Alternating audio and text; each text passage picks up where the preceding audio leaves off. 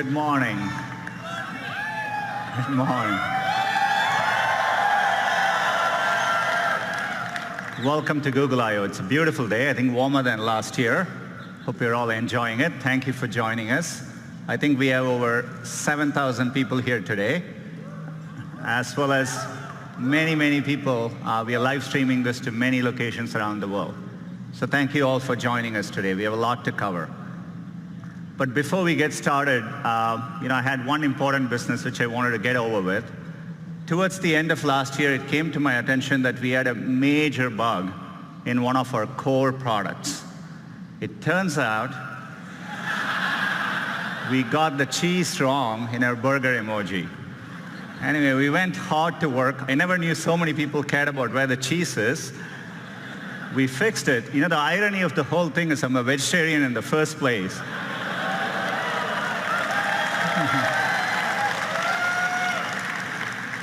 So we fixed it, but hopefully we got the cheese right. But as we were working on this came to my attention.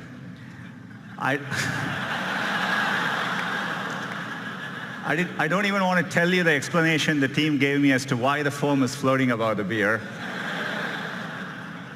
But we restored the natural laws of physics.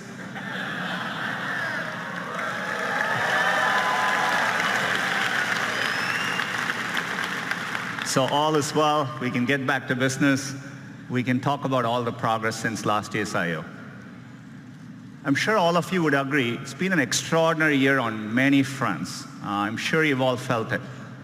We're at an important inflection point in computing, and it's exciting to be driving technology forward. And it's made us even more reflective about our responsibilities.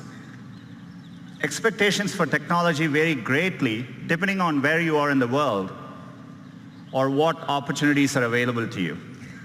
For someone like me who grew up without a phone, I can distinctly remember how gaining access to technology can make a difference in your lives. And we see this in the work we do around the world. You see it when someone gets access to a smartphone for the first time. And you can feel it in the huge demand for digital skills we see. That's why we've been so focused on bringing digital skills to communities around the world. So far, we have trained over 25 million people, and we expect that number to rise over 60 million in the next 5 years. It's clear technology can be a positive force, but it's equally clear that we just can't be wide-eyed about the innovations technology creates. There are very real and important questions being raised about the impact of these advances and the role they'll play in our lives. So we know the path ahead needs to be navigated carefully and deliberately, and we feel a deep sense of responsibility to get this right. That's the spirit with which we are approaching our core mission to make information more useful, accessible, and beneficial to society. I've always felt that we were fortunate as a company to have a timeless mission that feels as relevant today as when we started. And we are excited about how we can approach our mission with renewed vigor thanks to the progress we see in AI. AI is enabling this for us to do this in new ways, solving problems for our users around the world. Last year at Google I/O, we announced Google AI. It's a collection of our teams and efforts to bring the benefits of AI to everyone. And we want this to work globally, so we are opening AI centers around the world. AI is going to impact many fields, and I want to give you a couple of examples today. Healthcare is one of the most important fields AI is going to transform. Last year, we announced our work on diabetic retinopathy, which is a leading cause of blindness, and we use deep learning to help doctors diagnose it earlier. And we've been running field trials since then at Aravind and Sankara hospitals in India, and the field trials are going really well. We are bringing expert diagnosis to places where trained doctors are scarce. It turned out, using the same retinal scans, there were things which humans quite didn't know to look for, but our AI systems offered more insights. Your same eye scan turns out holds information with which we can predict the 5-year risk of you having an adverse cardiovascular event, heart attack or strokes. So to me, the interesting thing is that more than what doctors could find in these eye scans, the machine learning systems offered newer insights. This could be the basis for a new non-invasive way to detect cardiovascular risk. And we just published the research, and we are going to be working to bring this to field trials with our partners. Another area where AI can help is to actually help doctors predict medical events. Turns out doctors have a lot of difficult decisions to make, and for them, getting advance notice, say 24 to 48 hours before a patient is likely to get very sick, has a tremendous difference in the outcome. And so we've put our machine learning systems to work. We've been working with our partners using de-identified medical records. And it turns out if you go and analyze over 100,000 data points per patient, more than any single doctor could analyze, we can actually quantitatively predict the chance of readmission 24 to 48 hours before, earlier than traditional methods. It gives doctors more time to act. We are publishing our paper on this later today, and we are looking forward to partnering with hospitals and medical institutions. Another area where AI can help is accessibility. We can make day-to-day use cases much easier for people. Let's take a common use case. You come back home in the night and you turn your TV on. It's not that uncommon to see two or more people passionately talking over each other. Imagine if you are hearing impaired and you're relying on closed captioning to understand what's going on. This is how it looks to you. On a Danny Ainge level, but he's above a Colangelo level. In other words, he understands enough to... As you can see, it's gibberish. You can't make sense of what's going on. So we have machine learning technology called Looking to Listen. It not only looks for audio cues, but combines it with visual cues to clearly disambiguate the two voices. Let's see how that can work, maybe in YouTube. Not on a Danny Ainge level, but he's above a Colangelo level. In other words, he understands enough to... You said it was all right to lose on purpose. You said it's all right to lose on purpose and advertise that to the fans. It's perfectly okay. You said it's okay. We have nothing else to talk about. We have a lot to talk about.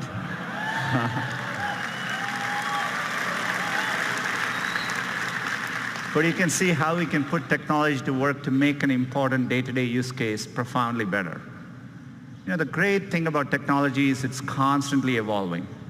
In fact, we can even apply machine learning to a 200-year-old technology, Morse code, and make an impact in someone's quality of life. It's great to reinvent products with AI. Gboard is actually a great example of it. Every single day, we offer users, and users choose over 8 billion auto-corrections each and every day. Another example of one of our core products, which we are redesigning with AI, is Gmail. We just had a new, fresher look for Gmail, a recent redesign. Hope you're all enjoying using it. We are bringing another feature to Gmail. We call it Smart Compose. So as the name suggests, we use machine learning to start suggesting phrases for you as you type. All you need to do is to hit tab and keep auto-completing.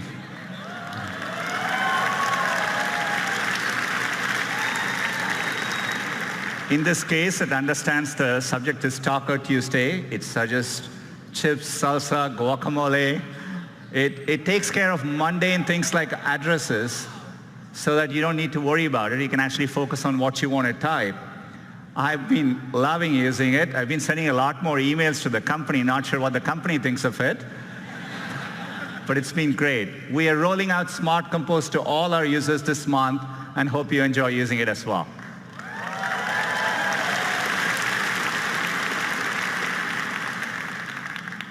Another product which we built from the ground up using AI is Google Photos. Works amazingly well and at scale. If you click on one of these photos, what we call the photo viewer experience, where you're looking at one photo at a time, so that you understand the scale, every single day, there are over 5 billion photos viewed by our users, each and every day. So we want to use AI to help in those moments. So we are bringing a new feature called suggested actions, essentially suggesting smart actions right in context for you to act on. Say, for example, you went to a wedding and you're looking through those pictures. We understand your friend Lisa is in the picture, and we offer to share the 3 photos with Lisa, and with one click, those photos can be sent to her. So the anxiety where everyone is trying to get the picture on their phone, I think we can make that better. Say, for example, if the photo in the same wedding, if the photo is underexposed, our AI systems offer a suggestion to fix the brightness right there, one tap, and we can fix the brightness for you.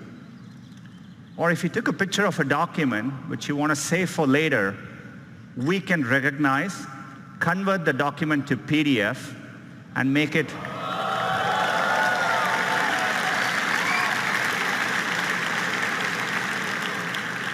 much easier for you to use later.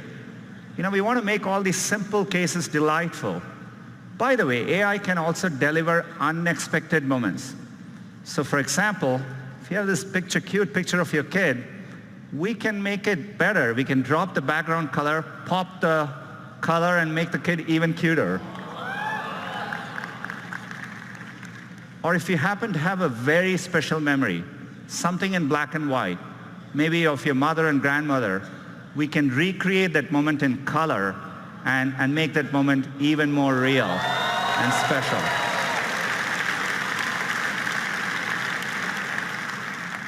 All these features are going to be rolling out to Google Photos users in the next couple of months. The reason we are able to do this is because for a while, we've been investing in the scale of our computational architecture. This is why last year we talked about our tensor processing units. These are special purpose machine learning chips. These are driving all the product improvements you're seeing today. And we have made it available to our cloud customers. Since the last year, we've been hard at work, and today I'm excited to announce our next generation TPU 3.0. These chips are so powerful that for the first time, we've had to introduce liquid cooling in our data centers. And we put these chips in the form of giant pods. Each of these pods is now 8x more powerful than last year. It's well over 100 petaflops. And this is what allows us to develop better models, larger models, more accurate models, and helps us tackle even bigger problems. And one of the biggest problems we are tackling with AI is the Google Assistant. Our vision for the perfect assistant is that it's naturally conversational, it's there when you need it, so that you can get things done in the real world. And we are working to make it even better. We want the assistant to be something that's natural and comfortable to talk to. And to do that, we need to start with the foundation of the Google Assistant, the voice. Today, that's how most users interact with the assistant. Our current voice is codenamed Holly. She was a real person. She spent months in our studio, and then we stitched those recordings together to create voice. But 18 months ago, we announced a breakthrough from our DeepMind team called WaveNet. Unlike the current systems, WaveNet actually models the underlying raw audio to create a more natural voice. It's closer to how humans speak. The pitch, the pace, even all the pauses that convey meaning. We want to get all of that right. So we've worked hard with WaveNet, and we are adding, as of today, 6 new voices to the Google Assistant. Let's have them say hello. Good morning, everyone. I'm your Google Assistant. Welcome to Shoreline Amphitheater. We hope you'll enjoy Google I/O. Back to you, Sundar.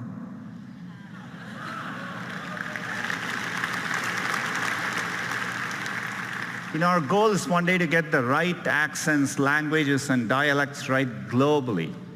WaveNet can make this much easier. With this technology, we started wondering, who we could get into the studio with an amazing voice. Take a look. Couscous, a type of North African semolina in granules made from crushed durum wheat. I want a puppy with sweet eyes and a fluffy tail who likes my haikus. Don't we all? Happy birthday to the person whose birthday it is. Happy birthday to you. John Legend. He would probably tell you he don't want to brag, but he'll be the best assistant you ever had. Can you tell me where you live? You can find me on all kinds of devices, phones, Google Homes, and if I'm lucky, in your heart.